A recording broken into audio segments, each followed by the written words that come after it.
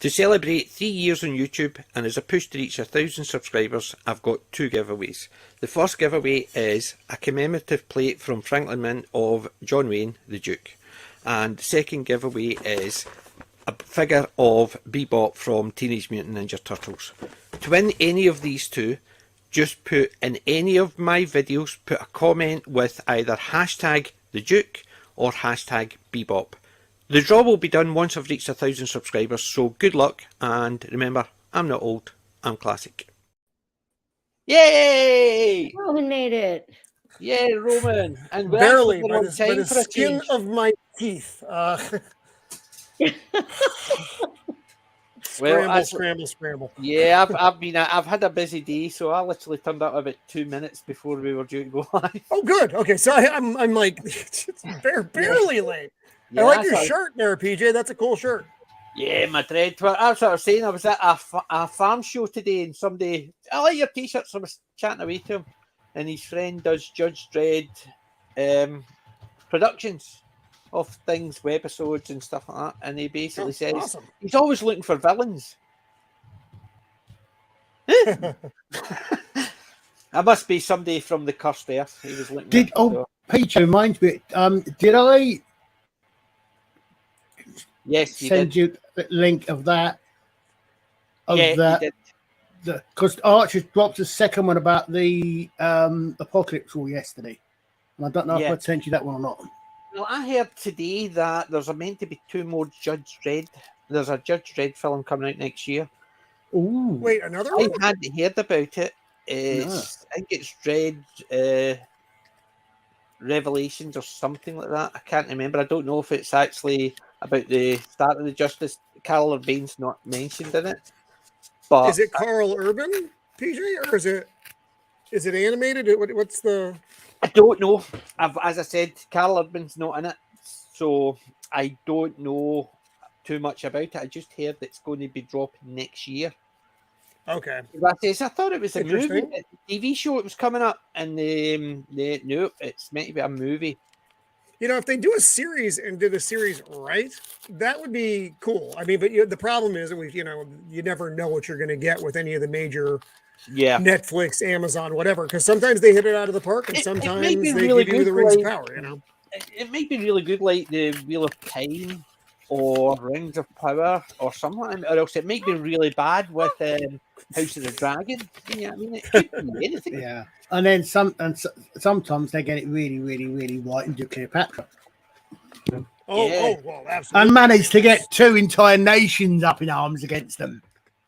You know, it's impressive when you can get, people on 2 different continents completely pissed off at you about something that you created.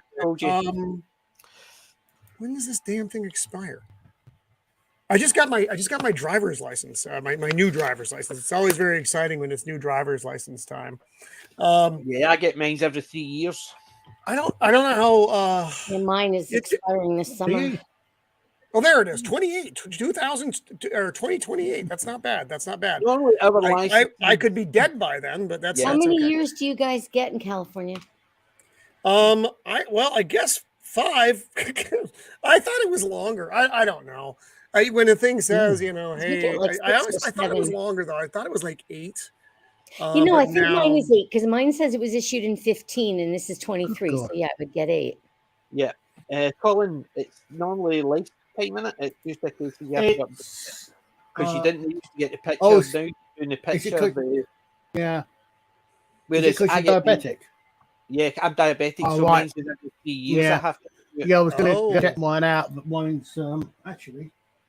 It's a fundraiser. Harrington, hi, Peter. Yeah, I could actually have my license for 1, 2, or 3 years, but no more because I have to apply every 3 years. Or if what the a doctor pain says, in the butt. So how much does it cost you, PJ, over there? How much do driver's licenses cost her? You 0? Nothing. Well, hello, Mr. Fancy. Yeah, basically we just put it in because once we've got our license, that is it. It's just getting a renewal. See, here it's a fundraiser. Here exactly. Everything. You have to get it done every few years, and they charge you like $50. Yeah, California it was like $40-something. Yeah, in the car Florida, registrations like themselves are a fortune here. So that's the what is it's car registrations. Car registrations are absurd. It's like $400, almost $500 for my wife's car. We've got the insurance, we've got the road tax. I mean, so yes, we've got all that. There's certain things you need. No. The road tax a yearly the insurance thing. is as through the roof here too. Yeah. Well, mine wouldn't be bad if it weren't for my son. It's not as bad now. We're actually slightly older. When we were younger, it was really expensive. So he's under 25, Julie, and he's a terrible driver. So, so my insurance is almost, it's like $500 a month. But if you subtract my son from that number, Mrs. of the Empire and I would paying like $100 a month. So, do you know how much I pay a month for my insurance? I just got new car insurance. £23. The company wanted to charge me $1,800 a year, which is $150 a month. Not terrible. And I went, and I've got a perfect record. Perfect.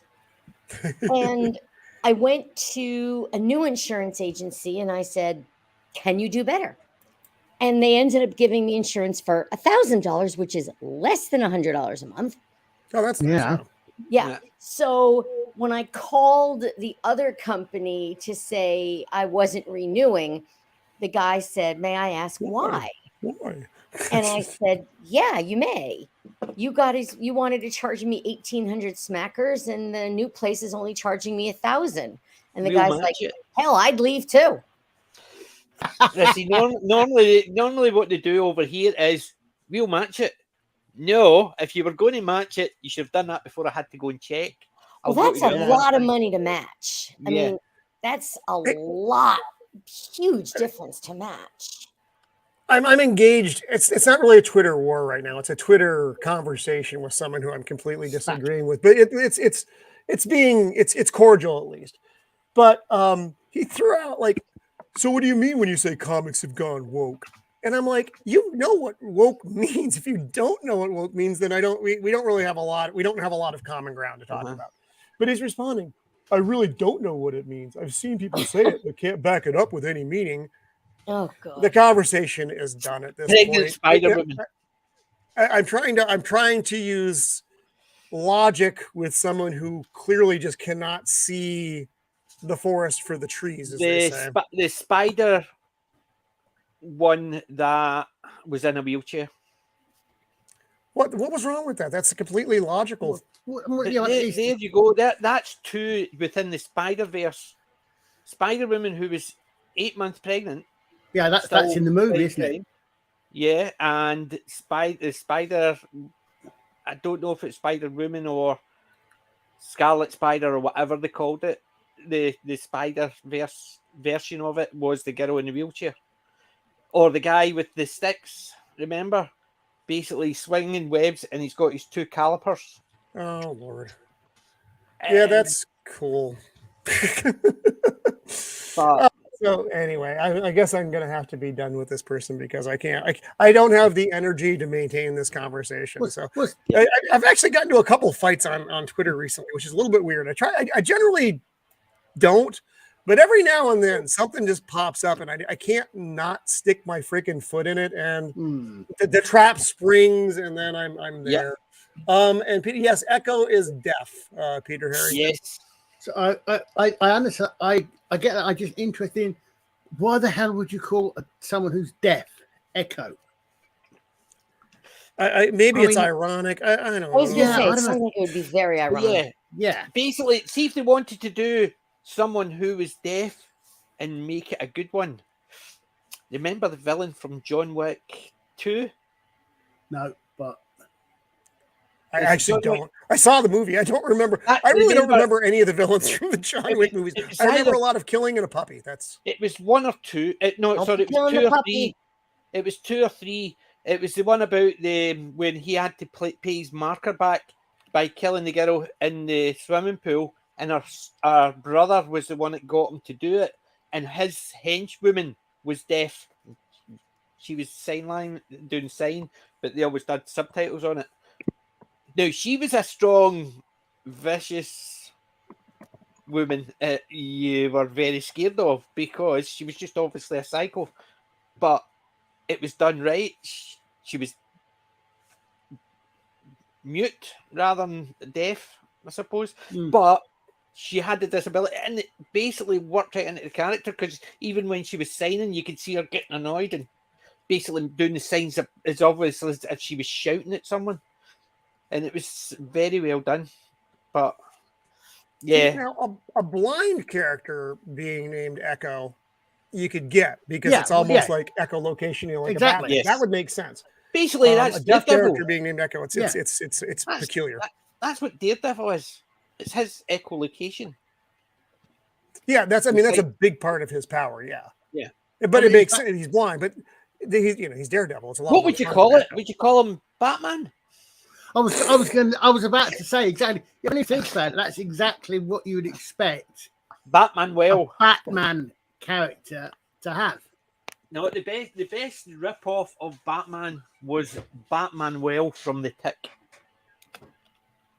Because they wanted to call him Batman and they were told no. So they called him Batman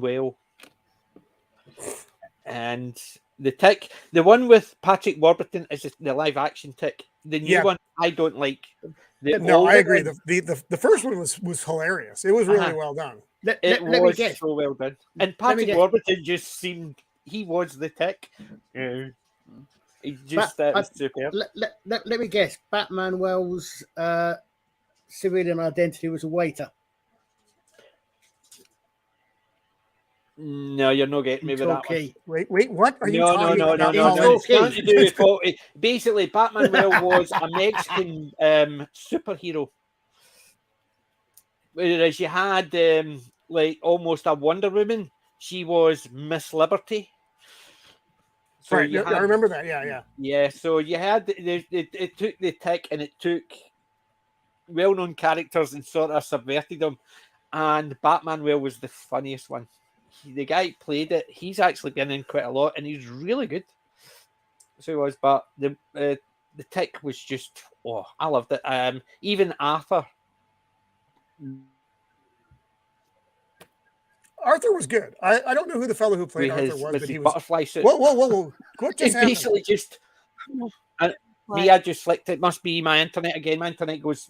Oh yeah, I had a time warp with you, PJ, because you were like gone, and then you're like, and then you was like, work again. You beat me to it.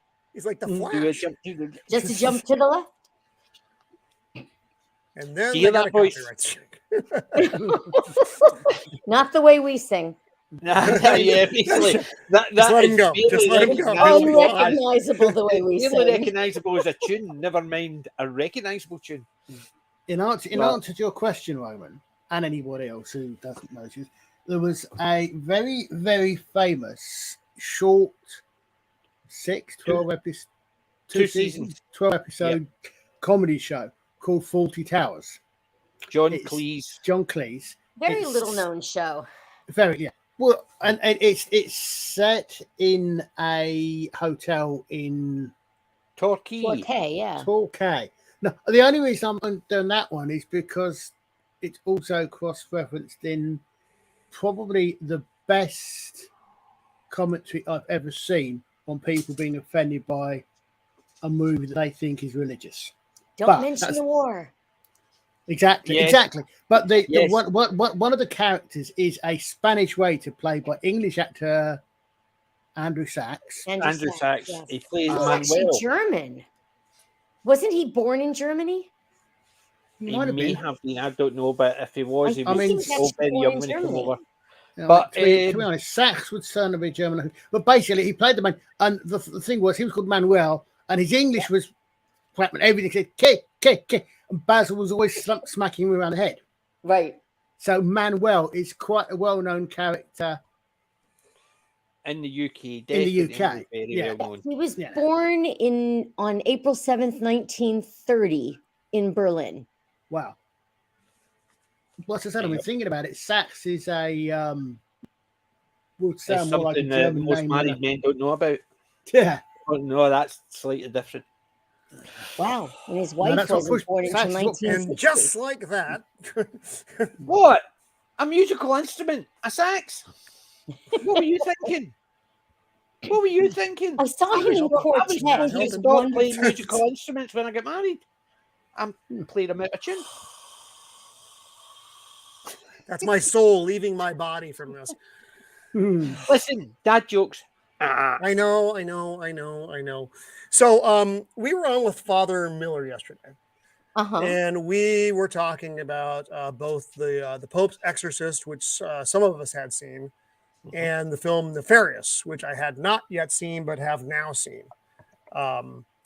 And that's the Steve Dace produced Robert Patrick Flannery from Boondock Saints is in it.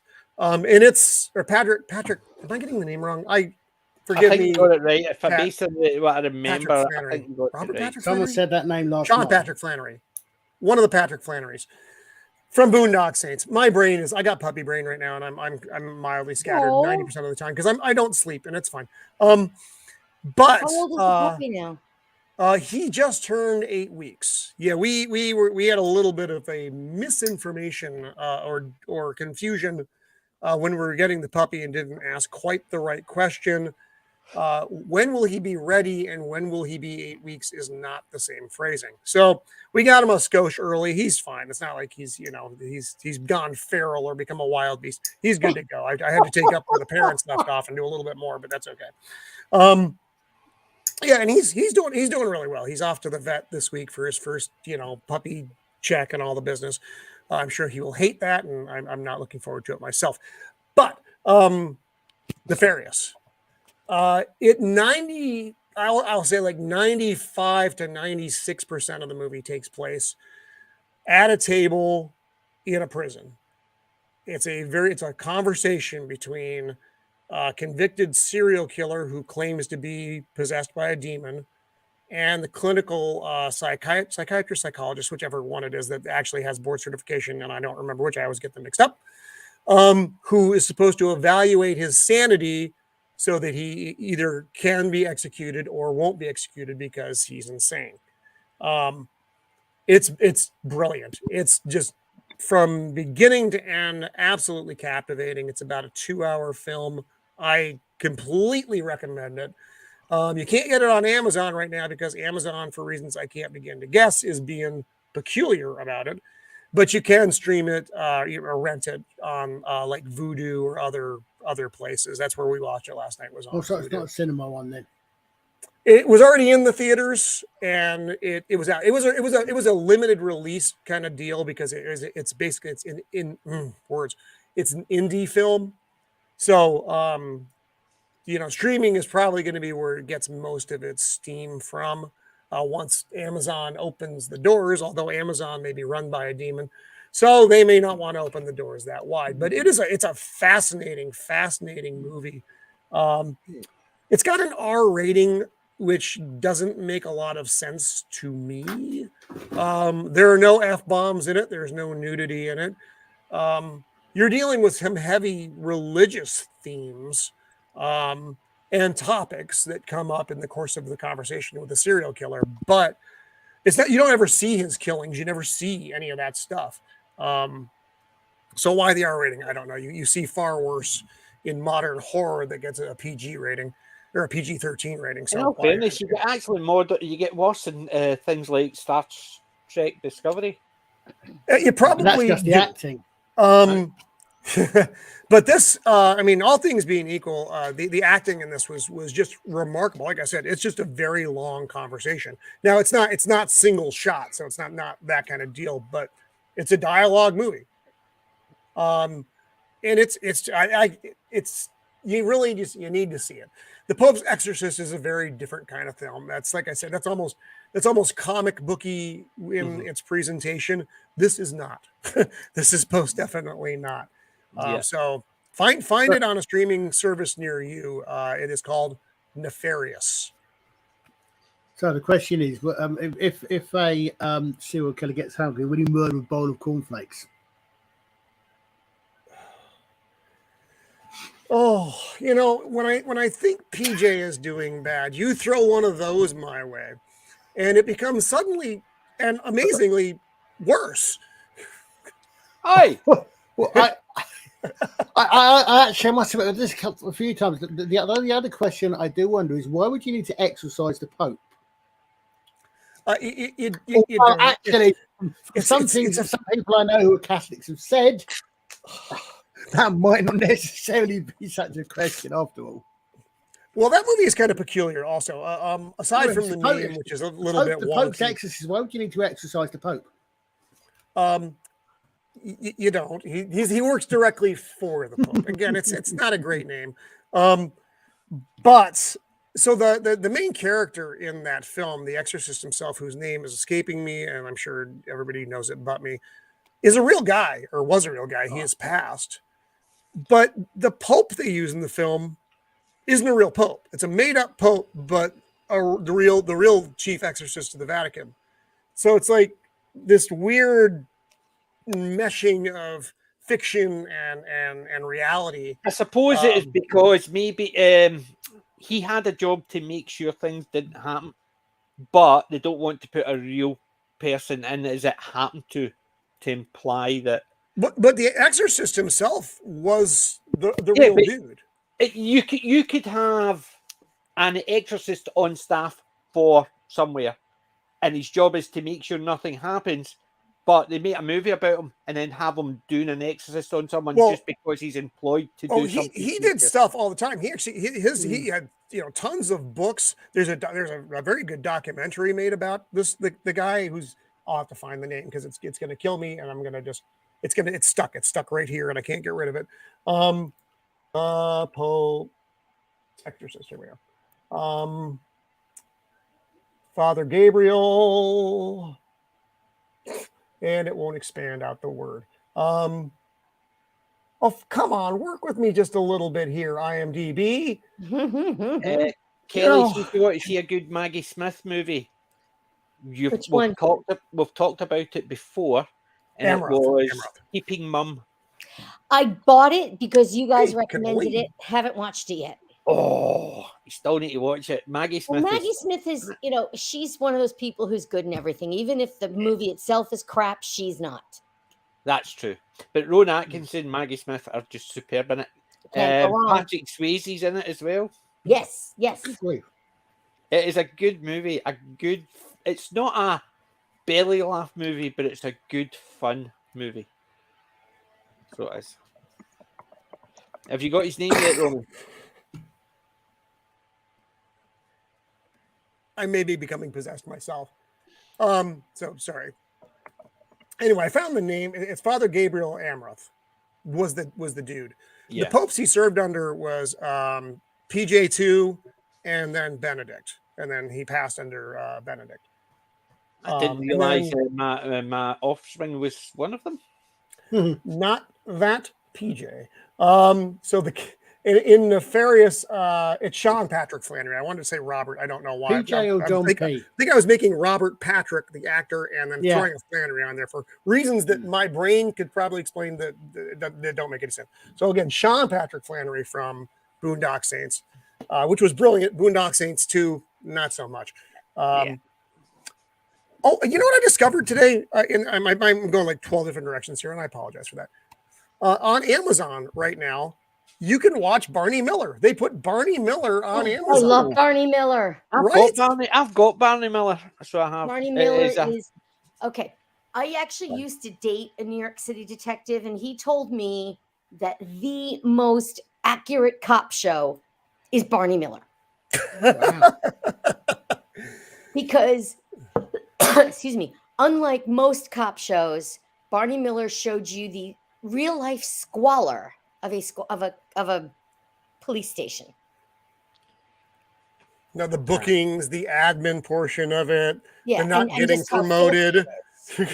They take the mickey out of each other. Yeah, he said it was the most accurate cop show there was. Barney Miller was fun. I remember that. I remember that when so when I got a chance to get a hold of it, I just jumped at it because it's Barney Did they Miller. show that in the UK? Yeah. Oh wow, it's Yeah. so Sure, I good. ever saw Barney Miller. I'm sorry, Yeah. Colin. I'm not sure I ever saw Barney Miller. I've seen a Oh, lot of American it's so cop good. shows. It's funny as hell. Well, it's a comedy. It's a sitcom cop show from the 70s. It had a spin-off, Fish, with Abe Vigoda. As Fish. I never saw that. Never You even never saw knew that? about It Wasn't was worth it. it was all right. I mean, I probably remember it more fondly than it actually was, because I probably haven't seen it since I was like, 10. Which was a minute ago. Kennedy was president. It was a fine time. I thought it was Lincoln with your age. Yeah. I actually remember Kennedy. So there. I know. Sorry. Don't. I can't see anything. Kennedy was here 2 years before I was born, so Yeah, no, I remember watching the funeral. I said there were three important things happened in 1963, and I have to be careful who I'm talking to when I put them in the correct order. The correct order is Kennedy was assassinated, my sister was born, and Doctor Who premiered. Wait a minute. see, for When I'm me- around my sister, I swap 1 and 2 around. And on the same I weekend? put Doctor Who first. Not the same day, no, the same year. Oh, okay. My brother was born in 63. yeah. In fact, in sequence, Tim was born first. Kennedy was assassinated, and Doctor Who was premiered the day after, and then the week after that, because for some strange reason, apparently not a lot of people watch it on the Saturday. Don't know why. Something happened on the Friday, but Is that Buddy Ebsen? Buddy Ebsen? Yeah, no. No, it wasn't Buddy Ebsen. It's Barney Miller. No, No, it was Hal, Hal Linden. oh God. Linden. You know, Linden. I Hal always Linden. remembered when I growing up with Barney Miller. Hal One Linden thing was which was quite unusual coming from a Barnaby lot of Jones. Barnaby Buddy Jones. Ebsen was Barnaby Jones. Oh, I don't know this Barnaby Jones. It was a cop show. Okay, Yeah. okay. I am not I think familiar. I've seen that, but the one thing I remember about Barney Miller growing up is I'd seen a lot of American cop shows, and it was one of the first ones where the black guy was wise talking, smart, but the difference was he wasn't the undercover guy. He was just one of the and he was basically he dressed to the nines. He was the sharp dressed detective, Harris. He was dressed to the nines, and he was the one with the smart answers coming back. He wasn't the one that they would always have as the undercover cop, because before you got Hill Street Blues and you got Belka, I was it going to was say always they had a Eddie Murphy type cop who was on the streets doing all that, and that was the first one. Whereas he was just another one of the cops, but he was the sharp one. He was the sharp tat in the box. Well, it was that show also Washington had a very was good conclusion. Well, Barney Miller and Barnaby Jones were pretty much on at the same time, within maybe a year of each other. Okay, yeah, I don't know the other one for Barney Miller because the wolf parents serious. of the Empire Yeah, didn't I knew watch that. that, I guess, so that's why I didn't see it. It's more of it was a much more serious show. It wasn't a sitcom the way Barney Miller was. Yeah, because Barney Miller had a laugh track. I mean, Barney Miller was even though it was did also have fun. some serious topics sometimes. Oh, it was yeah, more like but it was MASH. Because MASH would occasionally it would have a laugh track, and then it wouldn't have a laugh track. Jeez, did it So have it was- deep punk to MASH? MASH was superb as well. Yeah, MASH. I liked MASH in the beginning, but towards the end, it got very preachy in that. In my That was Alan Alda. He Yeah. just wanted to. He basically became over popular within it. Yeah, once because it's Alan all Alda about took him. over as the head Well, honcho, yeah. it got so preachy I couldn't watch it anymore. Well, it basically became the Alan Alda show. I mean, it was Yeah. he was the major driving force through everything in that series at that point. Yeah. And it lasted way longer than the Korean War did. It also Yeah. it lasted way longer than it should have. Well, That's one of too. those shows that it Well, peaked somebody and then pointed it didn't, which is the way Somebody- most shows do that. Somebody pointed out that that MASH started when My Three Sons was still on the air. I don't know.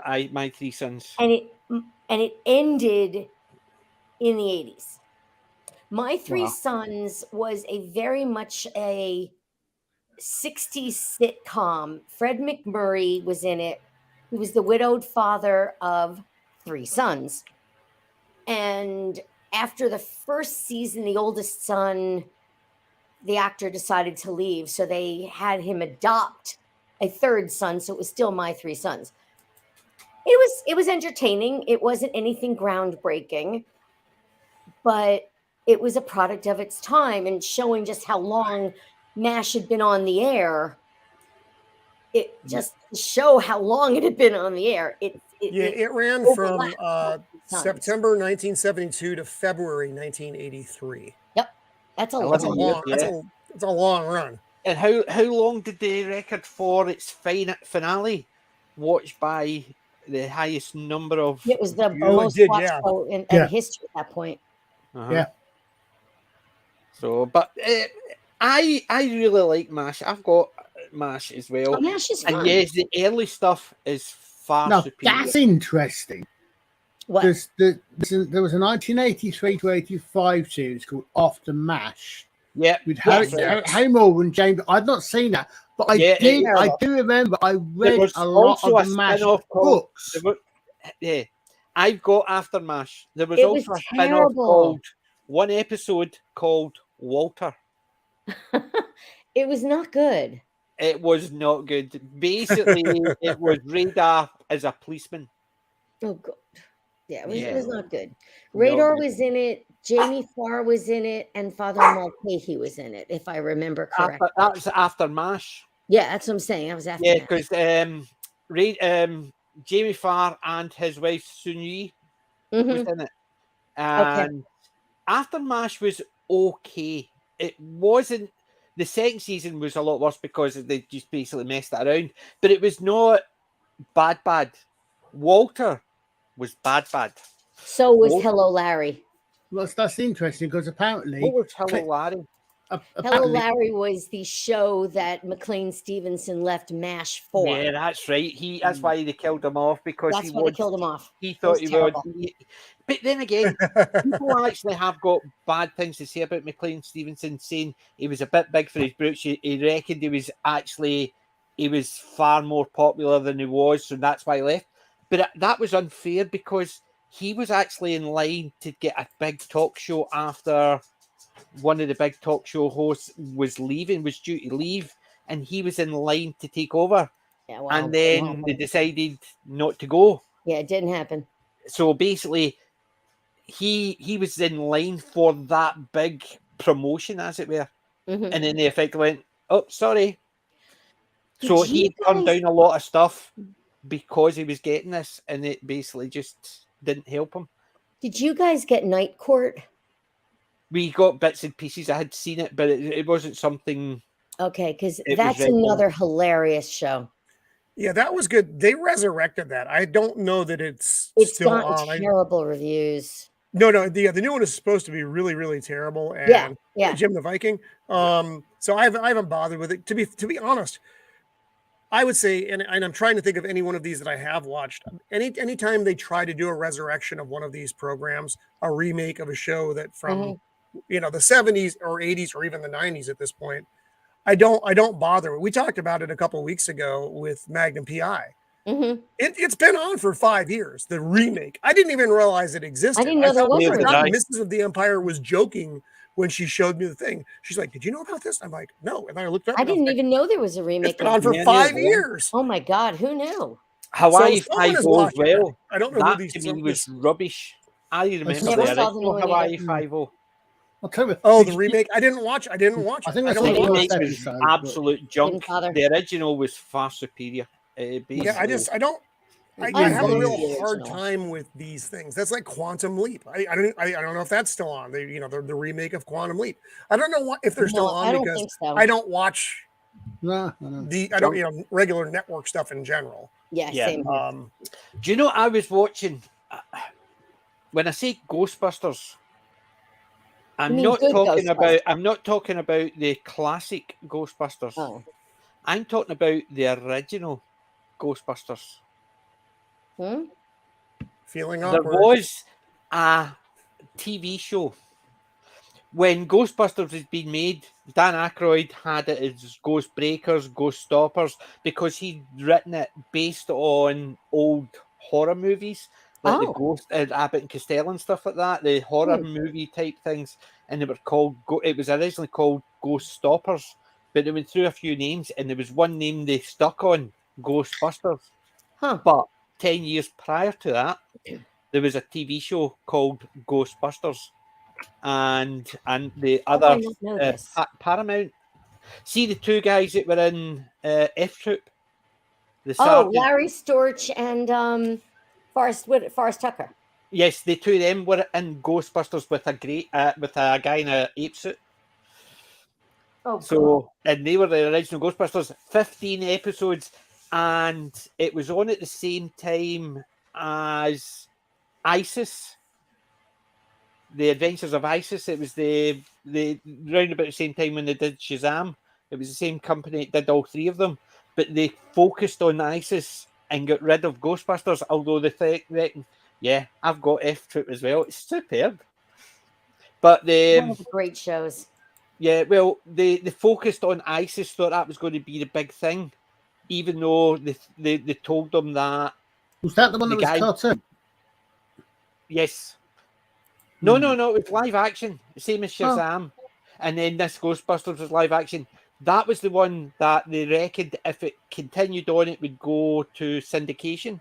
But they dropped it for ISIS, which faded into non-entity within a few short months. So they cancelled the one that they thought would have been successful and kept the one it wasn't successful. But Dan Aykroyd wanted Ghostbusters. And because they said no, that's why I see the animation. It's called The Real Ghostbusters. It's because there was two animations at the same time. Before the real Ghostbusters came out, the Ghostbusters with the two of them, or it was the son of the Ghostbusters, and it was their sons and the gorilla. And when they did the Ghostbusters movie, the TV show, that's why they called it The Real Ghostbusters. Oh my goodness gracious. Yeah, I was watching that today, and it was very interesting. And I had seen clips of it before, but I had no idea what it was called. And then once they said, I've seen that, didn't realise it was called the Ghostbusters. Wow. Yeah, Peter. Yeah, George Pepper was Banachek. Right, I remember that. I remember Petruccelli because I seriously fancied his wife, Susan Howard. Basically, I thought he looks good living in a caravan. Yeah. Ironside is a friend of mine many years ago. I used to work with many years ago. I used to joke. Ironside? They did a remake of Ironside too? Oh dear Lord! If Ironside was so intelligent, why did he walk down his court steps every week? I don't remember them doing a remake. They did a remake, and there was a criticism because the guy in the wheelchair could actually walk. Hold on. Wait, it was a remake and it was a guy? Not a good God. I've never seen That guy is Ironside. And the really big kick up was he could walk in real life. Oh, dear Lord. He was I thought you're supposed to only act what you actually are. Yes, that was their criticism of the remake of Ironside. Not the fact that people had actually criticised because the race changed it again. Because it was Ironside, that didn't make any difference. And they didn't play up to the fact it was a black actor playing it. They were complaining is because the guy could actually walk in real life. It was one thing to do a Perry Mason remake with Raymond Burr and the woman who played Della and the man who played Paul. I just haven't seen the new remake of Perry Mason, but technically it's really not a remake. It's just another adaptation of the original books. Yeah. Season 1 was, I thought, all right. Season 2, we watched, I think, maybe 2 episodes and found it just completely unbearable. I think it went from all right to unbearable from season 1 to season 2. So I remember watching just don't recommend. I remember watching the Raymond Burr TV movies. I'm not sure I ever watched the series. I remember when he made the case of this, that, and the other. But I'm not sure I ever watched it as an actual. I did not watch the remake. Because and it's like private like Mickey Spillane's character. Mike Mickey Hammer? Spillane's private. Oh Mike yeah, Hammer. Mike Hammer. There were Yeah. several remakes of that one. I think a lot of those actually starred the same actor at first. The first three, they sort of made a series, then they made another a few years later, and a few years later, it was all with Stacey Keach. Stacey Keach. Yeah, I remember him. Yeah, I've seen it. I don't think I've seen the TV, the TV series, but I've seen most of the TV movies for Ironside. Yeah, I got nothing on Ironside. Sorry, not for Ironside. Perry Mason, not Ironside. Sorry. Yeah, Perry Mason. I haven't. loved Perry Mason. My dad and I used to watch it when I was little. Tell you See, what, I remember the Raymond Burr show. I watched that when I was younger. It was like one of those things that was like on midday, like before I had to go to work or something, and I would catch an episode. My mum watched them all. So I grew up watching them because my mum. I grew up watching a lot of the old classic comedies because my dad. The same sci-fi because of my dad, but the cop shows was my mum. She was her favorite was Columbo. She had everything in video. Then when the videos it changed to DVD, she had them all. I've actually inherited her DVD collection of Columbo. I love Columbo. I liked Columbo. I remember Columbo. Just one question. It's just one thing. Yeah. Well, that was back in the day when you actually knew who'd done it from the start. Mm-hmm. You know. You saw them do it, and then it was just all about him pick. Yeah. There's some really good shows like that where you know who did it, and then you have to find out how they figure it out. Like The Fall. If any of you have seen The Fall with Gillian Anderson and Jamie Dornan. No, I don't know. I have. Oh my God, it's so good. It is I can't remember. Yeah. That had 2 seasons, right? I think it had more than that. All I know is it's because of that series that the people who made 50 Shades of Grey chose Jamie Dornan because he's just so creepy in it. Yeah, he was. Yes. I'm combining 2 things at the same time. I'm combining The Killing with The Fall, and they're nothing alike. They're both murder shows because I never saw The Killing, but The Fall is absolutely brilliant. Yeah, remember when I said when I thought Gillian Anderson was putting on a British accent? She's not. That's the show that I was watching. I'm like, why is she speaking with a British accent? She is like John Barrowman. She and John Barrowman are, I cannot remember the word, but it's the equivalent of bilingual for accents. Yeah. Oh, do you know what I was watching? They were talking about the remake of The Producers. Right? Oh, boy. He was in that. The reason why it failed is because, obviously, The Producers, Mel Gibson's thing, and then they did the stage play. So they added music in, which could work. And guess who was actually on the stage play? John Barrowman. Oh, he was in the movie. Yes. So most of the actors in the new one were the actors who were on stage.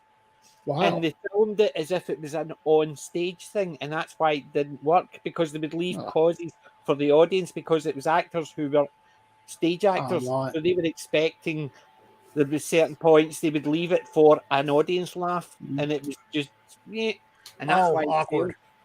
A connection between Ironside and the $6 Million Man?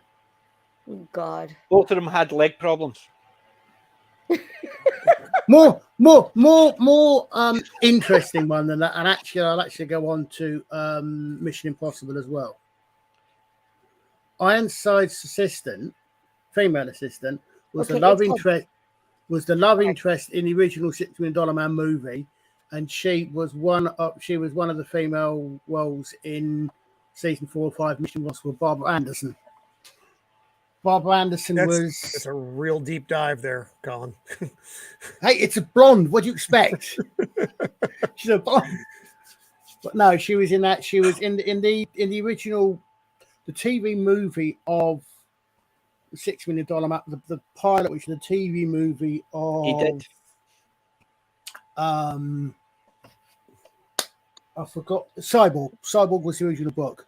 He falls in love with the nurse, and the nurse was Barbara Anderson. But that character didn't continue onto the movies, onto the TV series.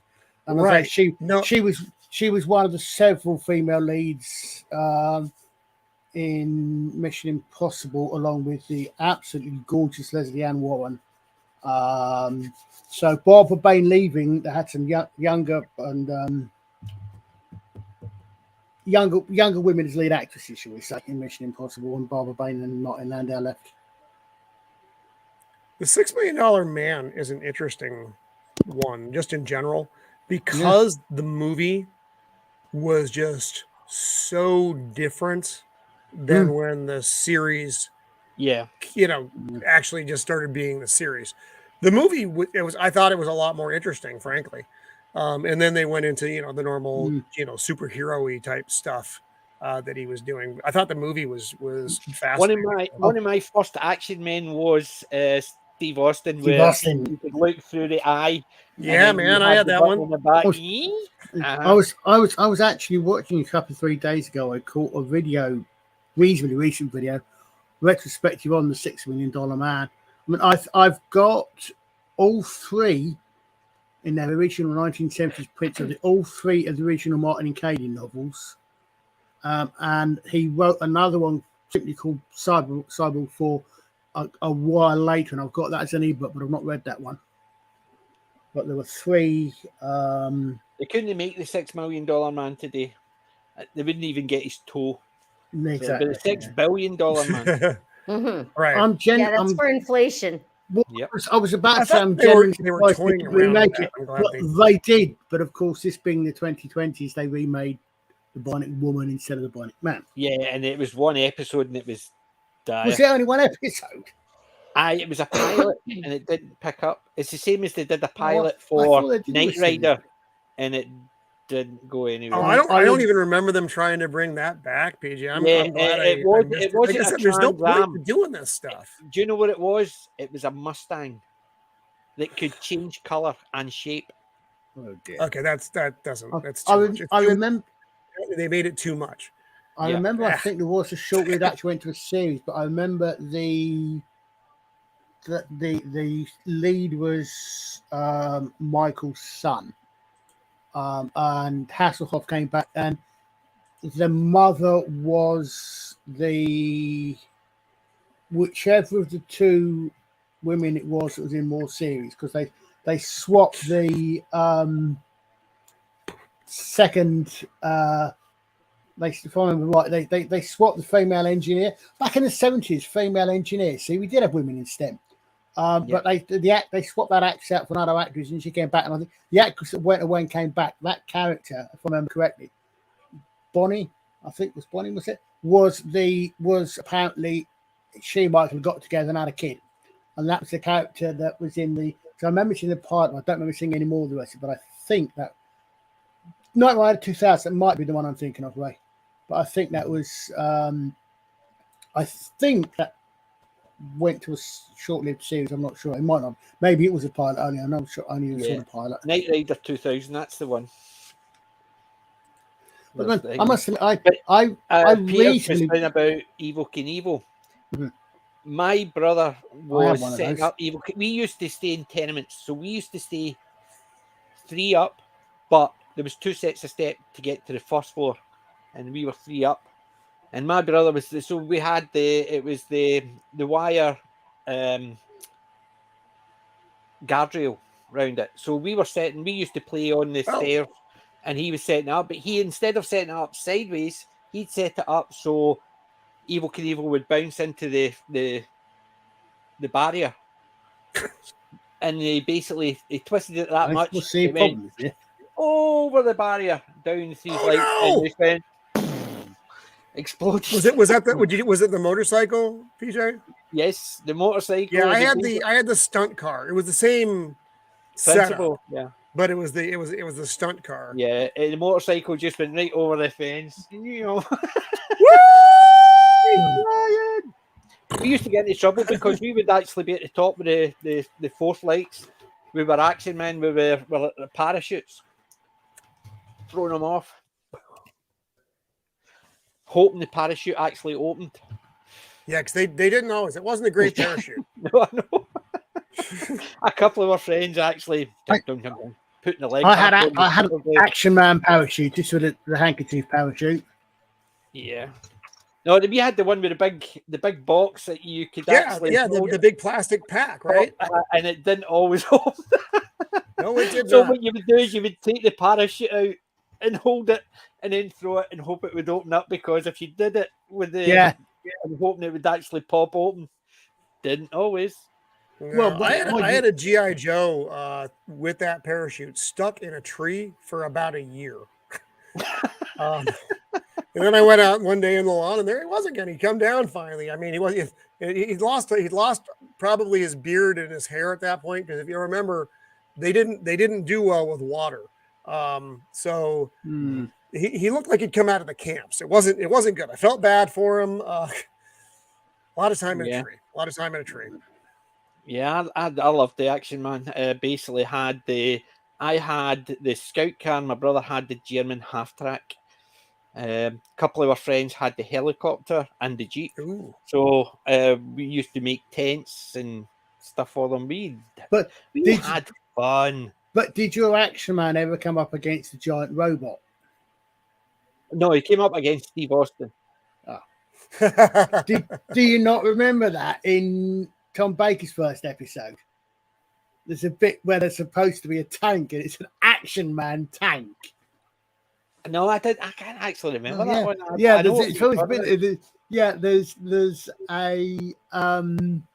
There's a bit and a scene, and it's literally, you can even tell this is 1970s filming, obviously, and it's obviously the Action Man tank.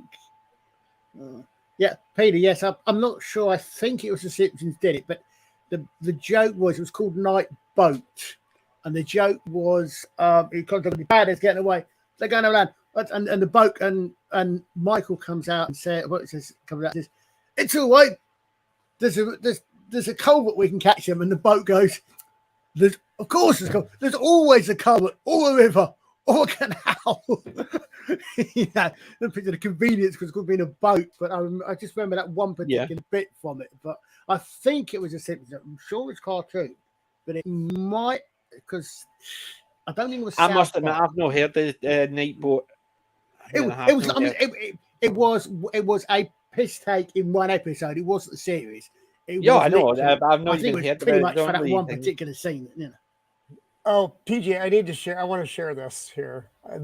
We're talking about GI Joe, so I'm nerding out a little bit over here.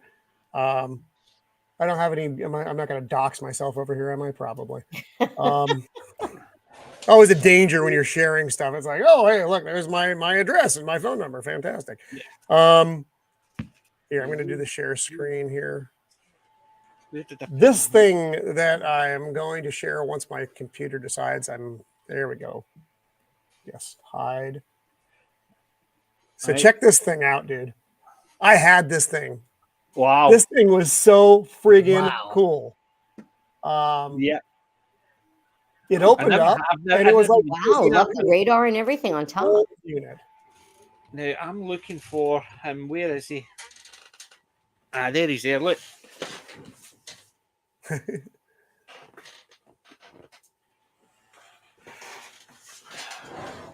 Ooh. Oh, that's your John Wayne, yeah? Nah, John Wayne one, yeah. And it's because it was an Action Man, I wanted to pick it up. And it was the John Wayne one, so it killed two birds with one stone. John Wayne could have ridden in this vehicle. That figure looks great. So it does.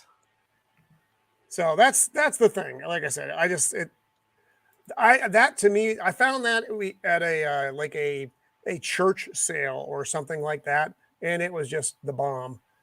Yeah. I love that figure. That figure is so good. I'll put him back because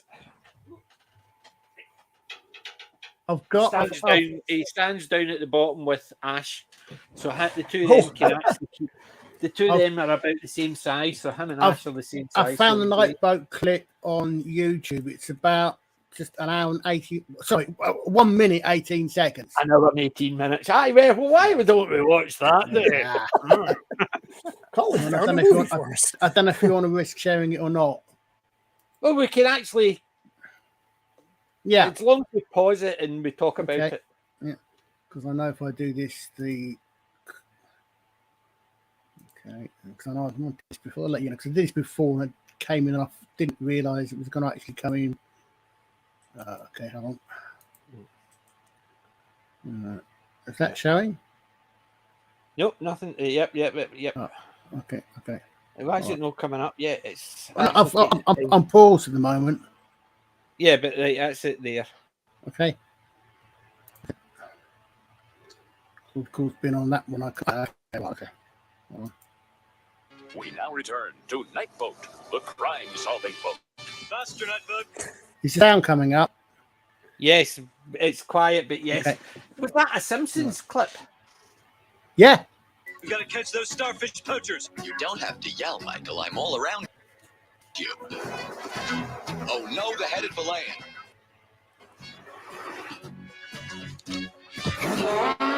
We'll never catch them now. Incorrect. Look, a canal. Yeah, Luke, a canal. Yeah. So Yeah, it's my internet playing up here at the minute Oh, again. Nightboat, go! Every week there's a canal Okay. or an inlet or fjord. Quiet! I will not hear another word against the boat. Okay, TV off. It's family thing. Oh, Marge! It's my wife. The crime-solving boat. Homer, you promised one night of family time a week. Besides that, Wait, back pause it. talking boat sets a back. but yeah. Yeah. So I got it probably wrong. It have was, seen it. yeah. I have seen Yeah. it because So it was. I've seen most of the Simpsons. I didn't realise it was just a wee clip in Yeah. the Simpsons taking the parody of it. Yeah. So, I mean, but it's quite, it wasn't memorable, I suppose. But yeah, I would have seen it Yeah. because I've seen Well, all because- the Simpsons up until about season 28 or 27. yeah. I'm not sure. I've seen. But I I'm used not to seen hate it The for a long Simpsons. time, but- That was the thing. My nephews used to go on about the Simpsons this, the Simpsons that, and I'm sitting there thinking, they're not. They're yellow, and they just don't look. It looked weird, and no. And there was just one time I sat down because I was looking after my nephews. And they wanted to watch the Simpsons, so okay, this is really good. So I went back and got the lot, and I watched everything Yeah. the Simpsons related. It was just weird. I actually had this prejudice against the Simpsons because it just didn't look like the normal cartoons that I'd grown up with. Yeah. It just looked Right. weird Well, until like I me, I mean- started watching it, and it I mean, was the- really good. But the first 8 seasons, so they're the best. Almost something one of the things that put me off of Lower Decks, apart from the fact that it's modern Star Trek, which tends to against it already, was the animation style. I don't like that particular sort of See, style that seems to be made deliberately as if it's been drawn by kids. yes, I couldn't draw that well, but I was a big, I'm a big Judge Dredd fan. When I was Yeah. reading the comics, I would every so often I would open the comic and it was drawn very psychedelic.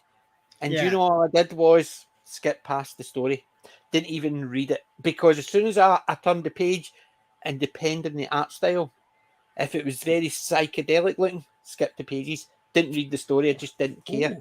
I mean, I used to read a few sort of DC and Marvel comics, and I used some of that, and you'd see that, and then you'd have a few runs when the artist would change, and I did not like the ones where they were obviously not trying to look realistic. I mean, I know it's a drawing, it's a cartoon, so Yeah. I want them to look like they're people. I don't want them to look sharp edged, and and it was a style. That's fair enough. I don't like that particular style. Some people do, which is great. Yeah, but it's a case of it's amazing because I grew up reading some like Commandos and stuff like that. So they were just black and white drawn, no problem. But when I was reading the comics like Star Blazer and stuff like that, and I was reading Star Lord. The artistic stuff on it was great. Even Judge Dredd, 2000 AD, the artistic stuff. But every so often they would have an artist in, and it would be very psychedelic. It would be big, bright colours, and even the faces would be stretched out. And you're sitting there thinking, "Where's the interest in that?" I would just skip past the story because it would be the same artist for 3-4 weeks to tell a story. The story never got read once. There's a few stories out there I've never even somebody could explain it, and I've never heard of it because the art style just made me go nope, and I just skipped over it. And it's amazing how the art style can actually change it. Well, it's like our friend Max von Priestley was showing. He had a bit on Twitter about the conclusion of this Punisher run. The art looks terrible. It looks just bad. I know the storyline itself is also not good because it's just very not the Punisher, but that's neither here nor there. But the art itself is bad, and you're right. Even if the story is fantastic, I'll never freaking know because if the art is off-putting, yes, I mean that's a comic book is a meld. It's very visual initially. It's visually, yeah. And then I mean that's the meaning. Back then. So I don't know, I'm largely dead, as far as comic books go now. That Gunslinger Spawn run is really, really cool. But that's Image. It's not the prime DC or Marvel houses. It's Image, and so even though the writing, it's been largely good. I can't say it hasn't. The art has been fantastic, but every now and then. McFarlane, because Todd McFarlane's doing the writing. God love him. Yeah, the story is fine. The dialogue can come off as just goofy and Stephen, we were talking about comic books, and somebody was talking on their channel. I've got it. Oh, you got it? Yeah, man. I've got PDF for it. I've got the PDF of that. Yeah. Flashpoint. I got that a while back. I like the Flashpoint to an extent, and then when they go back, and for some reason things change, it's okay because this one's got the Superman. Yeah, proper Superman. Project Superman. I must admit, I mean, I think I worked out. A lot of people, I've seen people commenting, is Grant Gustin. Yeah.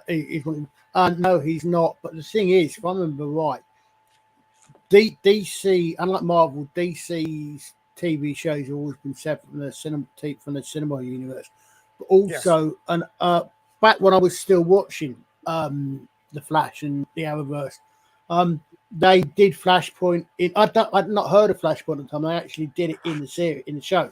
Yeah, where he went back, and one of the major changes was that Diggle's kid was now a son rather than a daughter, or vice versa. Yeah, it's just that the Flashpoint comic. This one here is just a superb one, so it is. And right, and I mean, the movie is the alternate as well. So loosely based on this, dude. Yeah, I mean, it shows you. Yeah, man, that's wonderful panels. Yeah. So it's really good. I do like the Flashpoint, but in the TV show, I thought it was mediocre because of the way they did it. But I understood that budget-wise, they had to do something to it down. I understood that, so it wasn't a major issue. But when I saw it in the TV, and I went, nope. Did you see the animated feature? Mm-hmm. I thought the animated feature was good. I thought that was really good. Yes. No, their animated features minus War, which was not good, and All-Star Superman, also not good. The DC animated features have been really, really enjoyable. Even Injustice, which took some pretty big liberties, was still pretty good. Yeah, it wasn't even the Batman v Superman animated one was good. I'm not seeing a lot of those either. I'm also the thing that gets me, and I think is from what I'm sorry. I'm trying. My brain is putting things that PJ said in the proper order and putting them in. So I know what he's talking about. I mean, obviously, there's lots of leaks come out and points, and the thing that I've always found, maybe I think maybe I overthink it too much, but with any story where they go back in time, and you have an event that and they then split the time, I can understand that, I can accept that, but fine. But how does stopping his mother being killed Wait, affect sorry. affect what happened however many years ago it was on Krypton, so that Kal-El is now Kara? No, How that the hell doesn't does that work? No, See, that, things it doesn't, happening on that Earth doesn't would work work. at all. They're basically saying his timeline changes things on Earth. It does not affect. No, it shouldn't. Doesn't matter. That's what Peter's At least talking up to about. that. Yeah. up to that Oh point. yes. Yeah. That's the original Star-Lord. That's where. Oh. So Yeah. it is. Wow. And there's Strontium Dog. Yeah. SD. Basically, so they Seek and took destroy. Hammerstein and Rojaws and Strontium Dog out of Star-Lord. And I love Star-Lord before 2000 AD came around. Yeah. That's where I That is started cool. reading. It is. Picked that up Who a few put out years that back. book, PJ? Eh? Who put out the book? What was what? Fleetway Annual. Oh, okay. So it was just a completely different kind of deal. Yeah. All right. Yes.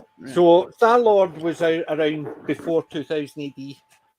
Was I think it was around, I'm sure it was, because the two of them merged and then 2000 AD. It was 2000 AD. I know that. I know they merged because it 2000 merged. AD and Star-Lord. 2000 AD and Star-Lord. 2000 AD. Basically, they took the good characters. Because they did it, didn't it? I mean, I think it actually black holed rolling something you want to call it several, because didn't it pick up Tornado or something as well? I think it picked up several over the period of time that I was collecting. It picked up several. Yeah. I mean, all those comics that were. But that's my favourite. So that's where I started, and it was basically that's why Strontium Dog I really like, and the same as Hammerstein and Rojaws, basically because they were original Star-Lord characters. And so anytime somebody says Star-Lord, I don't think Guardians of the you Galaxy. go to there. Me too. Yeah. Was Road Trooper originally Star-Lord, or was that originally 2000 AD? I can't remember. I think that was originally 2000 AD. It wasn't Rogue Trooper. I can remember. Well, what I really hope they do is they re-release that comic book, put it out through Marvel, and both race and gender swap all the characters, because they need to make it for a modern audience, PJ. I don't think you are speaking to the people. The thing is, they can't redo Strontium Dog, because can you imagine any female characters getting called Dog? You just broke the internet. You broke the internet. Although, see, the Strontium Dogs, right? They're search destroy agents, SD, hence the reason they get called Strontium Dogs, because they're mutants and they were mutated due to Strontium 90. One of the strongest characters, apart from the Johnny Alpha, is Durham Red. She's effectively a vampire, but she's a mutated. Cool. And Durham Red is a cool character as well within that universe. I was never a Nemesis fan. Never a big Nemesis fan. Was weird. Yeah, it was too weird for me. It was basically imagine taking Torquemada and putting it in outer space and taking the Warhammer 40k and meshing it all together. You've got Nemesis, and it was work for me. Strange idea. It may have been a later bit. I think it's because I picked up 2000 AD from issue 3. That was my first initial one, because I picked it up from issue 3. But Star-Lord, I thought it was out earlier. Maybe it's just been one of those things. I liked it more, so I've got memories going back further. I I mean, I suspect what happened was that 2000 AD comes out, Star-Lord comes out as a not necessarily rival, but to pick up on the idea, perhaps, Jacob, and then it doesn't do as well as 2000 AD, but 2000 AD go, oh, got some good idea in this. Yeah. Rather than smash the opposition, okay, we'll buy it out, and then we'll take the most popular ones of those. It could have been that way, You know, but I thought Star-Lord was just a better comic. Yeah, I mean, the guy that currently has, as far as I'm aware, still has the right to Judge Dredd, if not the entire of 2000 AD. Also runs a YouTube channel called Modern History. And a lot of his stuff is about knights. He's had stuff about Judge Dredd on it. Yeah, he has. Because I'm sure I sent you. And actually, he also has Lindy Base on there occasionally, which is always a good thing to watch. But no, I don't know if he still has it, but I think he runs a big comics. I think it is. Yeah, I don't know, but at one point they definitely had a lot of rights to Dredd and the rest of it. Peter's right there. Yeah. Out of all the covers, Star-Lords were always stunning. They basically just popped. Whereas 2000 AD, yes, you had the 2000 AD logo, which looked great, but the images were very stockish.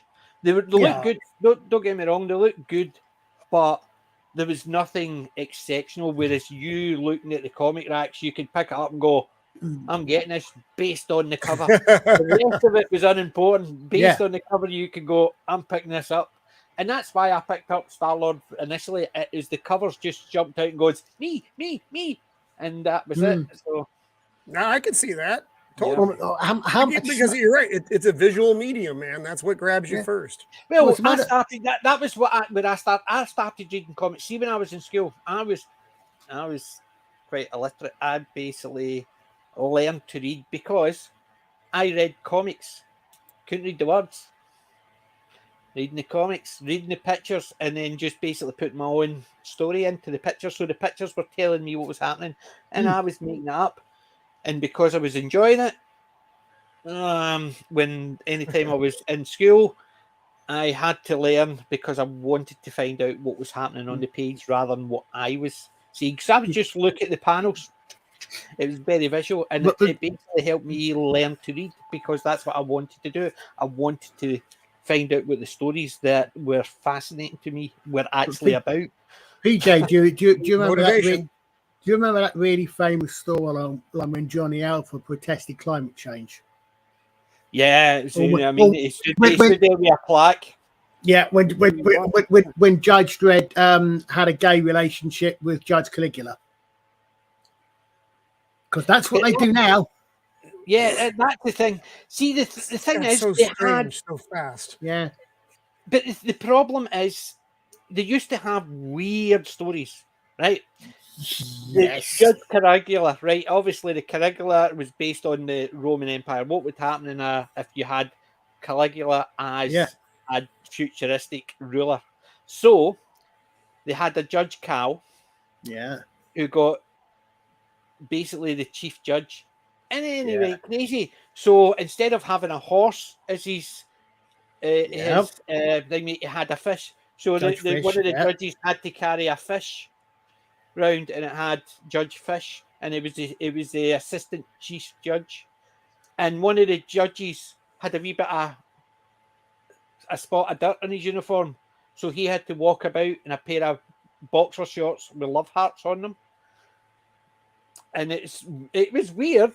But they were taking the Judge Caligula and showing how basically bringing it into so people could go, wonder what it's all about, and then they would go and find out about Caligula and the fall of the Roman Empire, and it was prolific with that.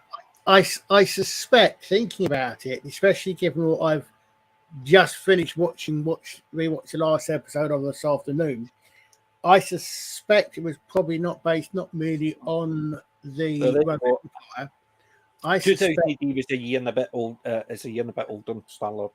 I suspect that Judge Cal was based on a specific TV show, and Judge Cal later became the War Doctor. Yeah, I suspect Judge Cal was based on John Hurt and I Claudius. Both of them were based on Caligula. So basically, saying one was based on the TV yeah, but show. I mean, literally having just finished watching I Oh Claudius. no, I can't. I suspect can't deny that probably somebody's watched the I Claudius and thought, wonder what he would do if we put him in judge uniform. Yeah, I mean, I suspect that yes, Caligula was nuts, and he did have Vinci Tartus as Amp and all that. But I'm just thinking, it's just I literally just recently rewatched I Claudius. I suspect that maybe, especially since I Claudius was the 70s, and so was that may well have been an inspiration, shall we say? You can guarantee, because you look at it, comic books. You look at comic books throughout the age, and you can see where somebody's been watching Barney Miller because they had that story on last week.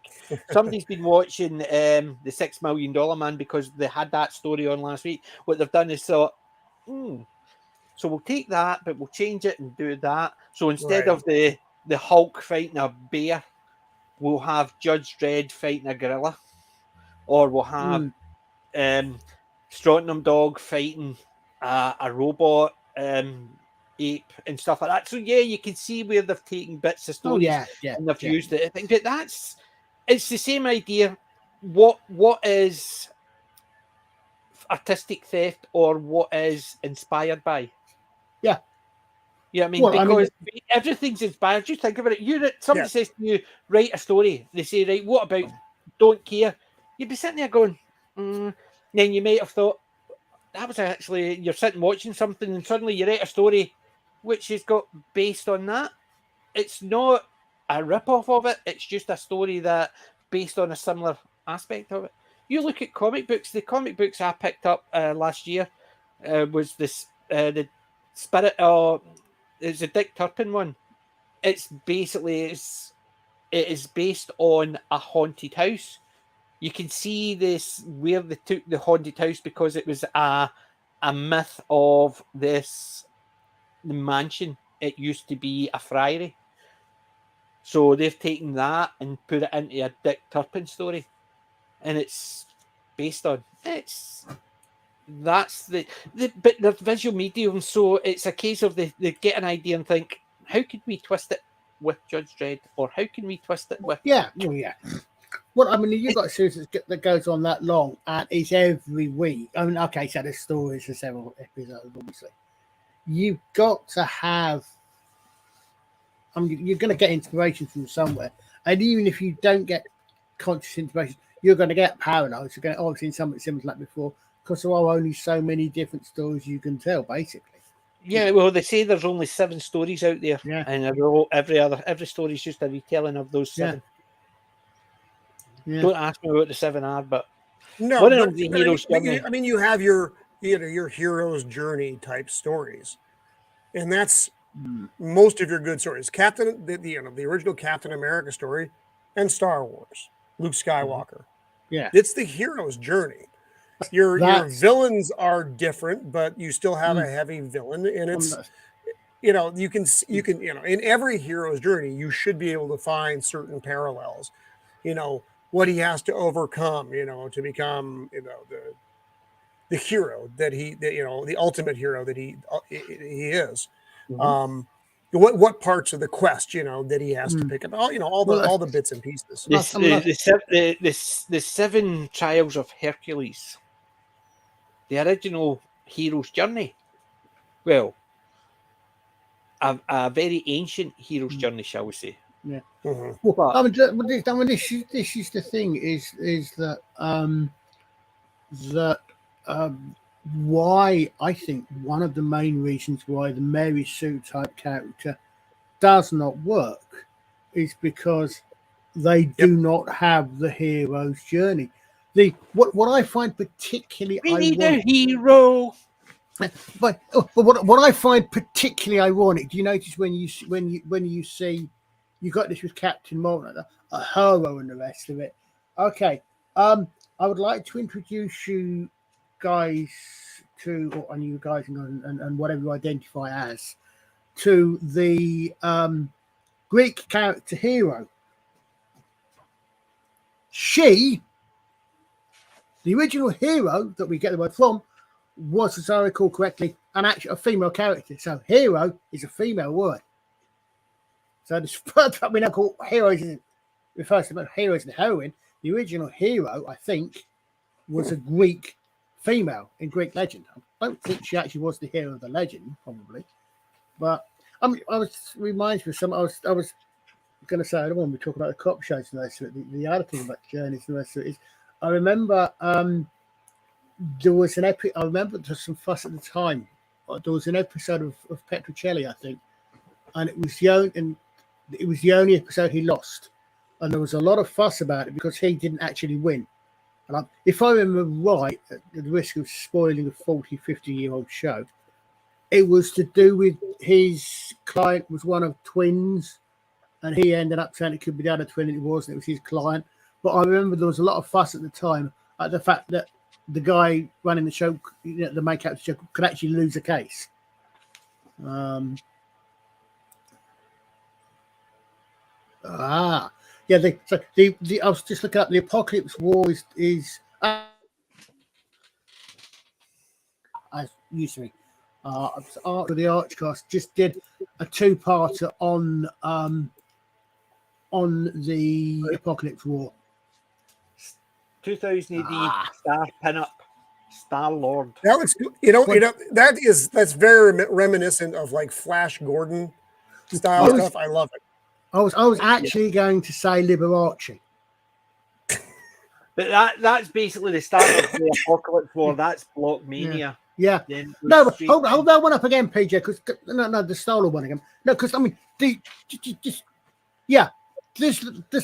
look, could you not see Liberace? I mean, forget the gun, maybe, but when you brought that up, my first thought was Liberace.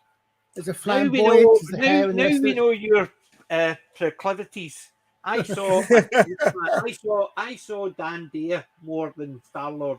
I didn't see Liberace. At least we know what you look for in the man. Well, no, but you see, so fast. not Dan Dare. I mean, neither 2000 AD Dan Dare nor the more. There's another Dan one, Dare. right?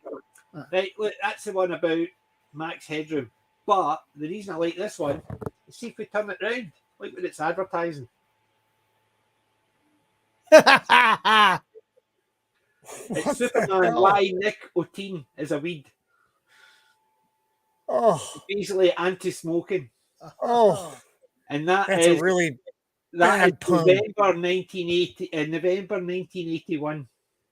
Wow. You know what I mean? So yeah, that's I have got a number of those comics, and there's Rogue Trooper there. Blue Meanies. Space Smurfs. You know what I mean?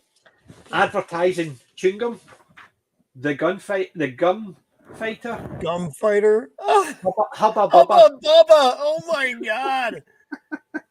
Yeah, I know. Basically, are those paper covers? Yes, they're all paper. Yeah, they're not gloss. They're like they're paper, right? Paper. Wow, that's crazy. That was our comics before you Americans came over and started putting the glossy stuff. Yep. Sorry about that. I remember back this because the thing is, I always used to. I mean, I could only ever get American comics. I think it was quite a while. I never, for a while before actually. I say Dixon got green. But some of these have actually got still bits of paper, which, believe it or not, is advertising the Fink Brothers. That was a band that basically took their name from a 2000 AD character, the Fink Brothers. And what's this one? Well, it worked for Duran and Tapao. Both took their names. Young Savers. I don't know why this is in it. It's actually Young Savers from the Bank of Scotland. That must be 1981 advert. Is Wait, is that from that Young Ones episode? Probably. But yeah, I've got there's bits of clips in here. Look at that. The Think, but Spider-Man. It's just all different comic book bits and pieces are in here. That's in there. It's about the Think brothers. That's the article that bit comes off of. The Think brothers. They're just basically they're 2000 AD fans, and they created their band, the Think brothers, based on this whole thing. Wow. You know what I mean? Somebody cosplaying as Angel, Mean Machine Angel. Good grief. Yeah. So it's basically, this is weird. I don't know why I've actually got an article from a girly magazine. Oh my! But it's just pure fluky. Honestly, Girly magazine. Ah, yeah, we hadn't given Kelly away. It would have been something like Top Girl or something. I was on the phone with my brother. Okay. Well, you've wandered back into an odd spot. Why have we given you away? Yeah. Yeah, it's just basically bits and pieces. I mean, look at the article. If you're looking at that, it's Prince, but it's actually not. It's the Think brothers. Oh. It's basically how about the two guys were actually big. I remember Prince. Don't know the Think brothers. The Think brothers are basically Mean Machine, the Angel Gang. You had Think was one of the brothers. So Peter Harrington saying yes, there was a 12-inch record released, I guess, by these the Think brothers. If you were well, that's the article about them. And who I am not familiar with. I'm a bit of a music nerd, but I am not familiar with the Think brothers. Yeah, and there's the Nemesis there. The Nemesis is a weird. Oh, look who's on the back. What the hell? Kevin Keegan. Oh, I don't know. I don't know him either. He's obviously a football player. It's a soccer player. It's basically football. It's Pirelli catalog. You get the stickers. No, Pirelli is. They're tires, right? Yeah. Well, they did the sticker magazine, so you could collect all the football. Oh. Like yeah, I think it's the same company as the tires, though. It is. It's basically there's a promotional for it. So I'm looking to see if there's the stuff about the Think. No, the Think. So Nemesis is interesting, PJ, because when I try to find Nemesis right now, there's a new book out called Nemesis, which is like an ultra violent comic. And because I know Gray from Wakazashi's Tea House talks about it. Yeah, and I was thinking, geez, was this like a modern adaptation of this? No, it is not. That's a very, very different thing. So is Nemesis the Warlock? Is that what it was called? Yes. Oh, okay. Let me see. So, but it was weird. So it was. It just the Warlock. Here we go. Okay, big difference. Yeah, I mean, look at the art. The art and some of it is just weird and freaky. It is. That's cool looking stuff, though. I found.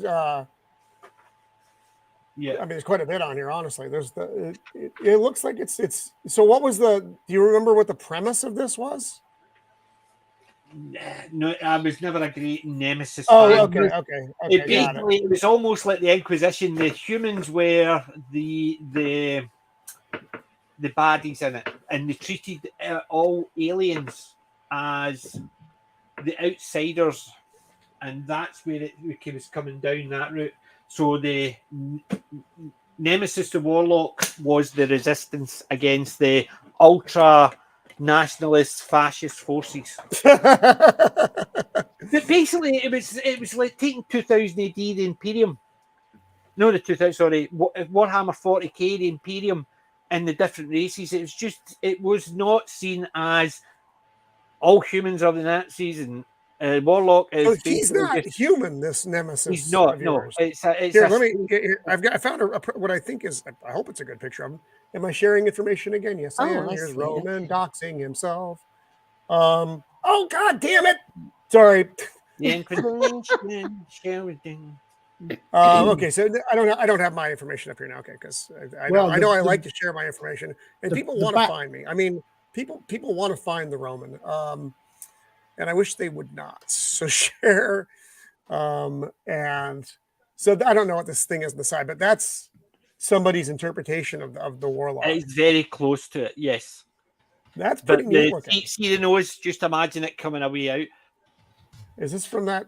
That would be the human. This is a 51st Division Stormtrooper. Yeah. So that's from the comic too. This is all from that. Yeah, that the book. Nemesis. The Nemesis. Well, Well, we know that one. That's Dark Side. I don't That's know. something. That's something. I don't know. Cthulhu. We must have wandered far afield here. No, The the first thing I saw fish one that, is I thought it Cthulhu. looked pretty cool. Yeah, Yeah. yeah, that's Nemesis. But that's Nemesis, basically the Nemesis of Warlock, and it was effectively, as Peter said, it was the Inquisition, basically. Yeah. But it was the humans who were the Inquisition, and so basically what they did is, instead of actually having Nemesis as the Inquisition and all that, it was the human side, and they were the resistance. So it was taking it and flipping it the other way around. Mm. It's just I never got into it because the artwork and the premise just was a wee bit freaky for me sometimes. The artwork just didn't blend because they tried to make it too sci-fi, but they wanted to meld the Inquisition stuff and the sci-fi stuff, and then suddenly you had weird creatures that were meant to be. It's like watching 40K, and the 40K, you've got these stormtroopers and all the armor, and then you've got the alien ones, and it's basically this big beast made up of 4 other beasts, and you go, nah, it doesn't work for me. I want to fight that. I want to use those. They don't work, and that's what it was like. It was almost a case of they tried to do it to the point it looked weird. But then again, I loved. I did love the ABC Warriors. They were really good. The ABC Warriors was in. You saw one of the ABC Warriors, Hammerstein, in the Judge Dredd Sylvester Stallone movie.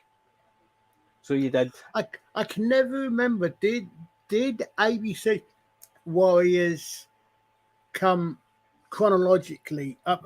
Did they do ABC Warriors before they did Robusters? No, Robusters was the original. Robusters was the original. Came over from Star-Lord.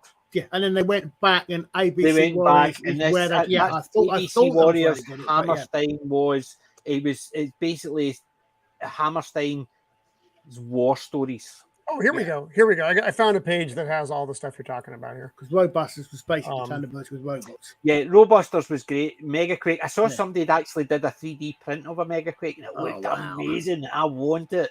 It's about that size, and it's just they did the 3D printed it all himself.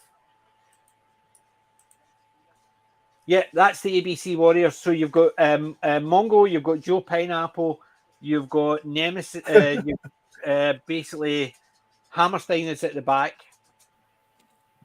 Okay, so then they have. So here's Hammerstein. That's Hammerstein. Yep. Yeah, that's a badass looking character. I've actually got some. They basically they made it look older because when they originally the lines were smoother, so like the hammer wasn't the square; it was more of a oval, and it wasn't as big and bulky.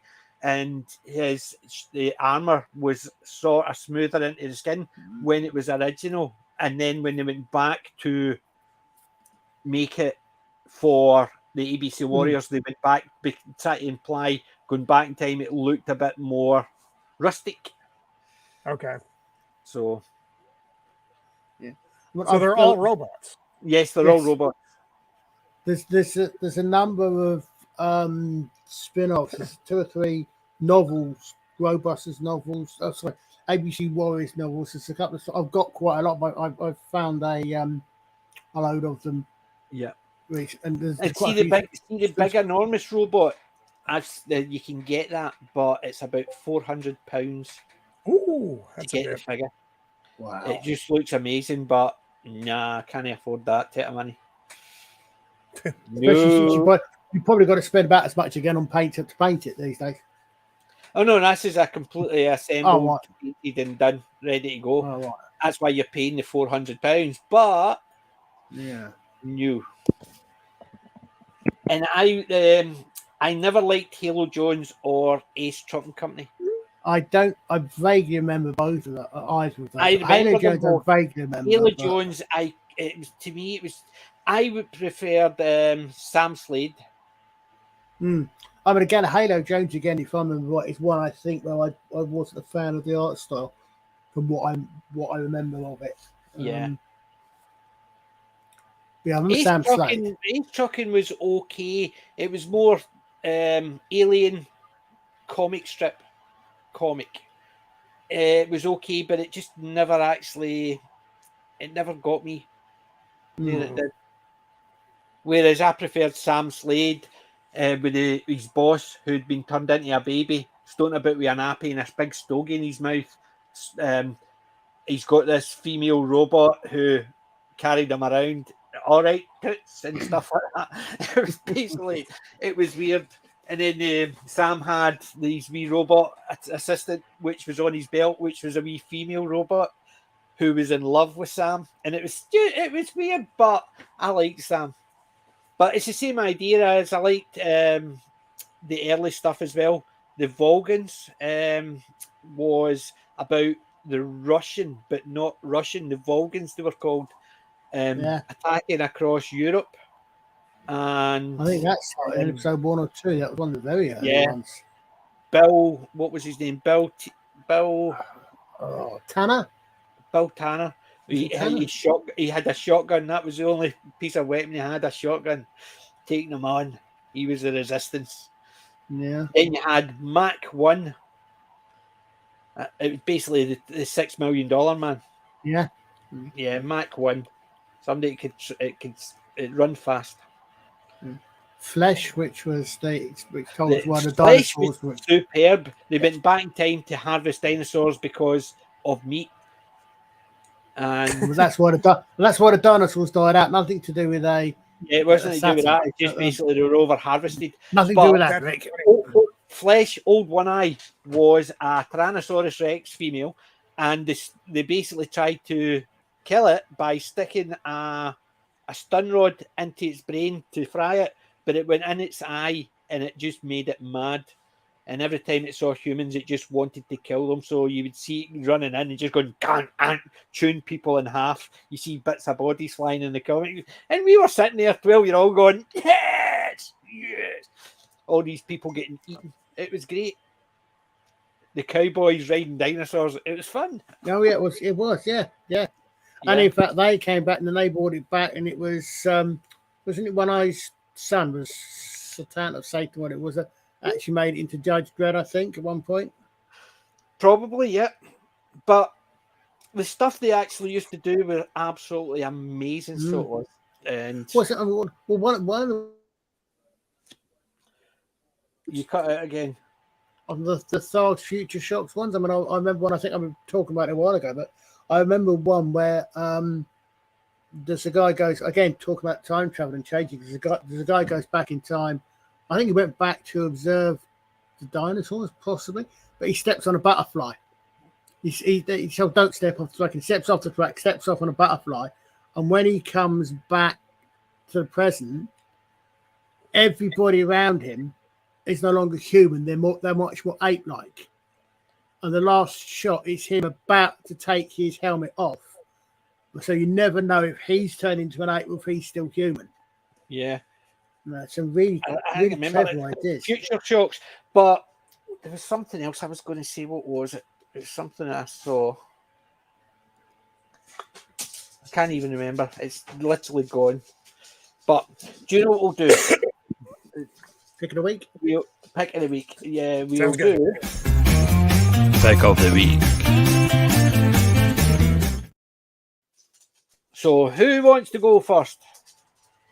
I got nothing, so you guys go. I too have nothing. Right, so that'll be you then, Pete. It's up to me. Right, I've only got two things, no DVDs at all. And remember the 3D jigsaws I've got? They're sitting over here. You can just see the flash sitting there.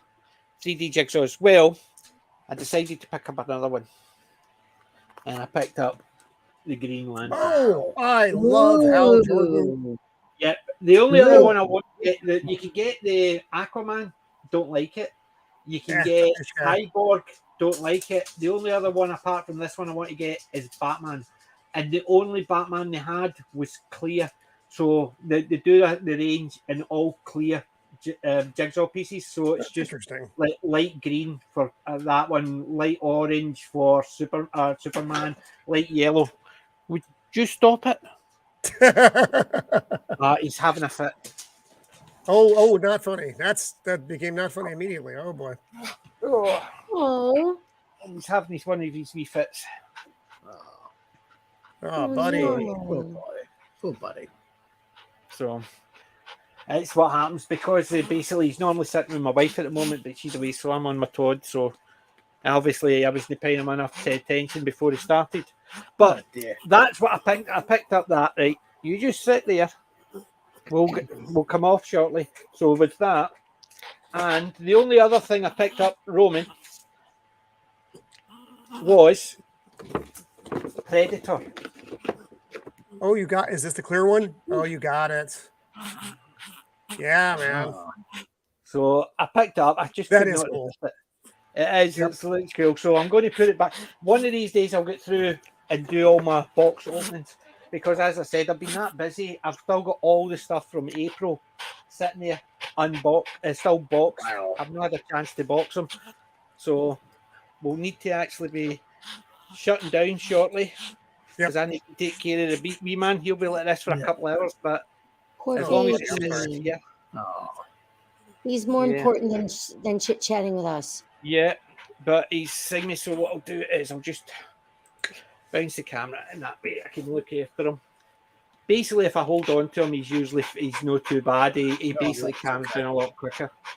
Poor little thing. Yeah. So obviously I thought they were on new meds, Pete. He is. This is basically. He had actually had 3 of these fits in 4 weeks. So this is the second one he's had since he's been on his meds. So that's been since January. So 2 in 6 months is a lot better than 3 and 4 weeks. 4 in a month. Yeah, no, that's better. Even though it hurts while he's going through it. The poor But it basically, usually, if I hold on to him and he calms down. I think the heat didn't help him today. I've been made sure they've been in the house mainly, but with the heat in the house and everything, they've been drinking a lot of water. But I think it's just one of those things. It's hot tonight as well, and he's just can't. He needs to calm down. What's the time? I don't know. All I know is it's hot. It's that hot. I'm sitting here thinking the short sleeves are even too long. Yeah, I was out today and it was just melting. I said I was in at the farm thing and I got an ice cream and instead of getting a cone, I got a tub. And within a couple of minutes, I'm glad I got a tub. Otherwise, it would have been all over the place. It was that hot. It was just melting everything. So I'll need to be going shortly. So has anybody got anything coming up? Well, I just finished watching Earthshock. Oh, very good. That's another good one. Celebrated when Adric died. Now I just wish that Tegan would die. I like Tegan. Tegan is one of my favorite characters. I don't know what it is. So annoying. She is, and I think it's so much. See, Tegan is just one of those characters. Yes, she was annoying, but she wasn't annoying like Adric. She wasn't annoying like Nissa. She was annoying in a way that to me was more believable. I grew up with 3 older sisters. Tegan was real for me because my 3 sisters would moan at me for everything, and I like Nissa. I don't like Tegan. Whereas I like Tegan, but I don't really like Nissa. Nissa was just too soppy. Tegan never walked around wearing just a vest. That's why you don't like her. I know that. No, whereas Nissa did. Aye, I know that.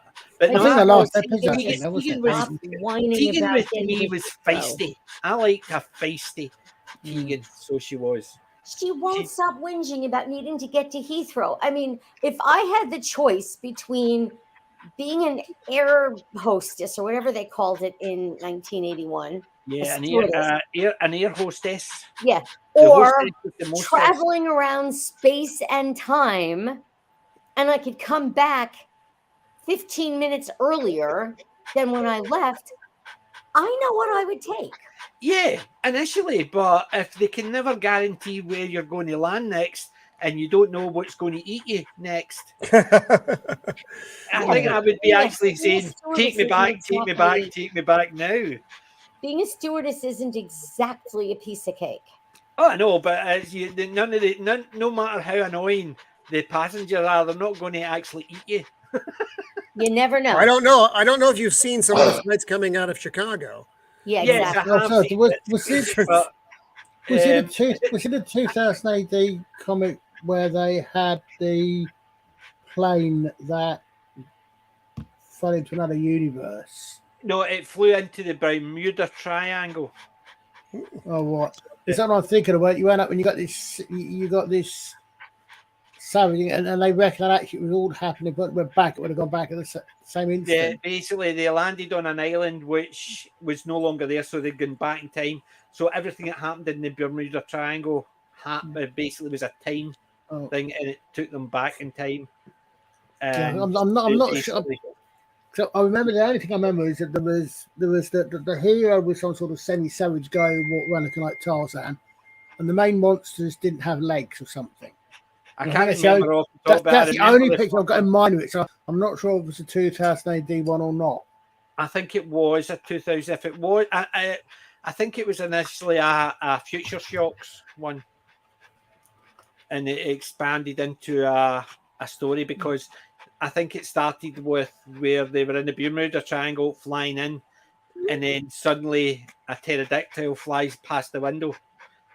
And that was the Future Shocks. And then what they did was they did a story about the plane landing and getting taken from where it landed to not a cured zone, a regulated zone. So like somebody would pick up a piece of fruit and eat it, and suddenly it would actually spew out water and drown them. Whereas it says you need to go to this place because the plants have been modified, so when you take a bite, it gives you enough water to survive for the day. I'm not sure. I think there might be a different one I'm thinking of. I mean, I'm not even sure it was a 2000 AD. It sounds like 2000. It wasn't a time travel. It was to an alternate universe. Yeah. That's what it was. But it was basically ones where they had dinosaurs and stuff like that. Yeah, I mean, it was a sort. I mean, it may be.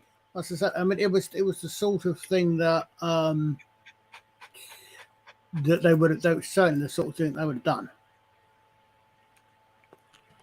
Yeah.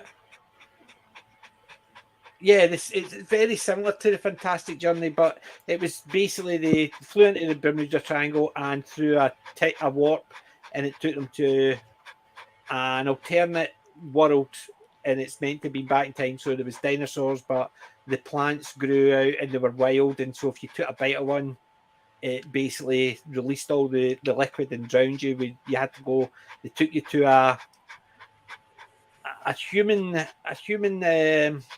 friendly zone where the plants had been all modified so you can eat them without killing yourself, and like you smell a flower and it suddenly shoots out spikes and eats your face off and stuff like that. So it basically the journey was for the passengers to get to this zone with a guide telling them not to touch anything, but they would go, "Oh, that's a beautiful flower."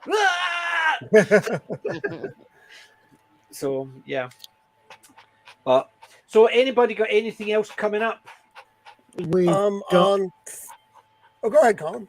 I was saying Monday we're doing a Monday nights with FFSI with Pete and with Alec and I know he's been reading the first Hunger Games book, so I know he wants to talk about that. Yeah, that's right. And the link's in the description for FFSI. So yeah, join that. Roman, you got coming up apart from the dogs. Apart from the dogs, this Thursday we've got a really good show coming up. We're going to be doing 1994 film The Crow, which is one of my Brandon Lee favorites. Brandon Lee, and we've got That 70s Rock fan's going to be on. Joker, Left Eye Ego, Lady Balefire, Pops and Cannoli might be popping in. So we have quite the panel for this one too. So it's going to be pretty. I'm excited about this one. I did all my slide downloads this morning and yesterday and the day before. Yeah. So I was this watching will be the a good Thursday one. Who did you have on? Was it not Mom? What was her name? No. What was the lady on in Wayne? Know Me the Only. No, Me the Only. Know Me, yeah. When she was talking about some of the stuff, I'm sitting there thinking, Roman complains about doing that. She's saying, I'm sitting here with a list of things. Every time you mention, I'm adding it to my list, and I'm sitting there thinking, Roman does the same when he's on ours. So why is he giving homework to other people? She's from Texas. She should have this list. Actually, I think she is. Is she going to be? Oh, no, she's not on that one. Lady Balefire is on that one. But Lady Balefire had never seen The Crow, which is kind of funny. I'm like, wait, what? But I know there are films out there that like that people haven't seen. Because I'm doing Alex, I'm going to butcher his last name. It's Proyas, I believe, the director of The Crow, also did a film called Dark City, which I think most of us have probably seen, with Rupa Sewell, Jennifer Connelly, Kiefer Sutherland. So a couple weeks down the line, we're going to be looking at that one as well. So I'm in a dark movie phase. So this like I said, I'm excited. So that's going to be 5:00 Pacific Standard on Thursday. Well, if you're doing a really dark movie, there's one called The Room. That's really dark. Is that the Brie Larson film? Oh, it's that one that is universally panned as, not only is it bad, but it's not even funny bad. It's just bad. Unlike the movies you watch in the B movie show, which are funny bad. And they're funny bad, and they're not intentionally. They're not overacted or badly acted. They were just maybe you have the occasional bad actor in it, but most of the people are trying their hardest. This one is just bad. But when Wendy's not here tonight, so we won't mention tomorrow. Yeah, she's here. She just showed up. Yep. She's kicking around. Just showed up. Speak of the devil and may appear before you. Yeah. So I'm going to have in that case shortly. Well, as Retro down. Doc said, not too long ago, great movies are great, bad movies are better. Yes. So he is getting a wee bit better. He's calming down a bit. So I need to actually go and take care of baby. Even Benji's sitting there keeping an eye on him. So he's sitting down here, ain't you, son? Oh, poor buddy. So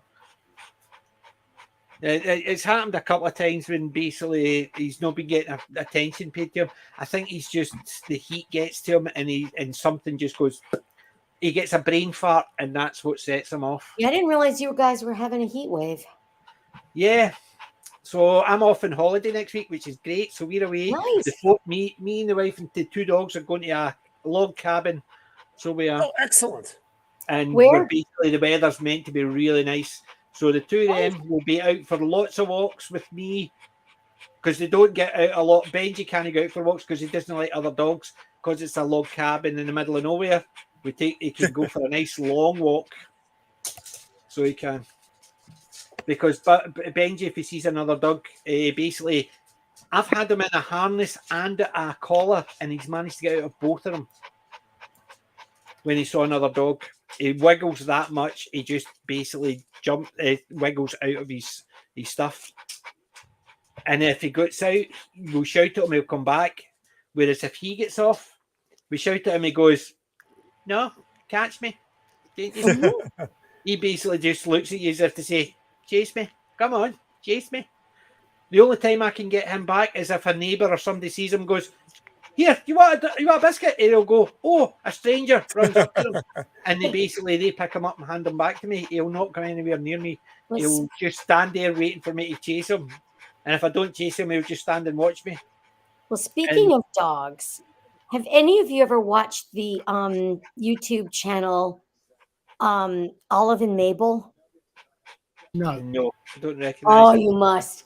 Andrew Cotter, who is a Scottish sports announcer, has a channel called Mr. Andrew Cotter, where he just follows the lives of his two Labrador retrievers, Olive and Mabel. It's wonderful. I mean, really wonderful. These dogs are hilarious. And he pretends to talk for them. Like he'll do a Zoom call with the two dogs, or he'll show the two dogs doing a dating app. And they're hilarious. Yeah, there's some good stuff out there. There's one, this dog, it's one of those wee fluffy dogs, and the girl's got its tail ready to cut it, and it's looking as if to say, don't do it, and it went clip, and then it puffed up, and then the next thing, she's sitting there, and it's going, as the girl's cutting round its chin, and it's moving its chin so she can cut round it. It's lifting its leg up so it can get trimmed. It's basically just, it loves it. Here you go. Trim under here, now trim under here, and it's doing that, and it's basically just loving it, just the attention. Well, so Olive and Mabel are just brilliant. It started out during hiccups, during lockdown, and he had this video called Game of Bones. Gray, it's the dogs having one of his fits. It's not Roman panting. It's called Game of Bones, and one of the dogs is busy gnawing on her bone, and the other one is watching her trying to figure out how to steal it, and it's really funny. Yeah, PJ, it was Bill Savage, not Bill Tanner. Bill Savage, that's what it was. Bill Savage, that was basically. I love that one. So anyway, Roman Thursday, Colin and Alec on Monday night. Their links are in the description. Get over there, watch The Crow, or read the books for the Hunger Games. Don't watch the movies. Yeah, there's never been a movie. The movies are that old. Jennifer Lawrence actually did them before cameras were invented. Right. I actually tried reading The Hunger Games and just could not get into it. My youngest niece read them, and I remember my sister. Because she read them. I mean, she's 23 now. I remember she read them when she was a lot younger, I think, and I remember my sister wasn't that happy about her reading them. She let her read them because of some of the themes that were in them about, when my niece was a lot younger than she is now. Well, my niece and nephew are approximately the same age as your niece, and we my sister-in-law said, "Oh, you've got to read these books, and I tried book one, thought it was just stultifying. Yeah, but then trivia about the movies, though, the waterfall scenes are actually filmed in North Carolina, up in the mountains near Asheville. I've been to some of the waterfalls that are in the movie. Yeah. So, right, I'm going to actually cut the stream because he's starting to calm down, but that usually means he gets a wee bit sick. So, unless you actually want to see me getting covered in it, he's more important. Yeah, exactly. Unless you want to see me getting covered in it, I'm taking it away. If it weren't Buddy involved in this, I would say yes. But because it's him, no. I know. Get the little fella to be safe. Buddy's important. Yep. More important than me is my wife keeps reminding us. Oh yeah, way more important than us. Until next time, remember, ladies and gents, we're not old. We're all classic. Night, everybody. Night, everyone. Night,